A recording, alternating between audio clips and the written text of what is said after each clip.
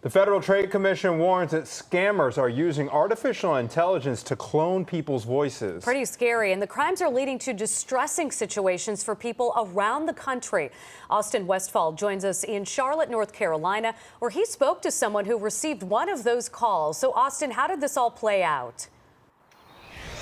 Anthony, Natalie, oftentimes a criminal will often trick a victim into thinking that they're talking to a relative that needs money. The situations that could come up could be that the relative was in a car accident and needs money, or they could have gotten kidnapped and need ransom money.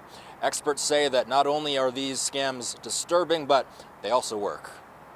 This is, without hesitation, the scariest thing I've ever seen.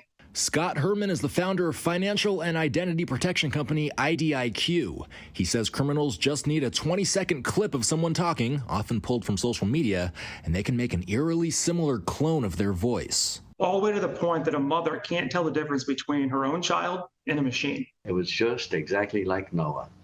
It was unbelievable. It's scary. Jerry Scally got a call from his grandson Noah last month saying that he was having a very bad morning. I said, what happened? What's wrong?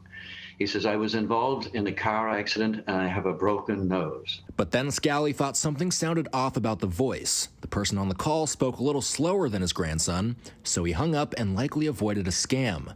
His grandson was actually at school just fine. These are sophisticated groups of people. They're often overseas. They're working out of an office building. IDIQ says voice cloning scams are relatively new. They've only started getting reports about them within the past year. You know, the worst part of this is every week we're getting more calls. We're seeing more victims. And the reason we're seeing more victims is because it's effective. And the FTC has some tips for people who do get a call from a supposed loved one that's asking for money. They say you should call that loved one back at a phone number that you know belongs to them. And if they're not responding, then you should reach out to family or friends that can help you get in touch with them. Here in Charlotte, Austin Westfall, Fox 32 Chicago.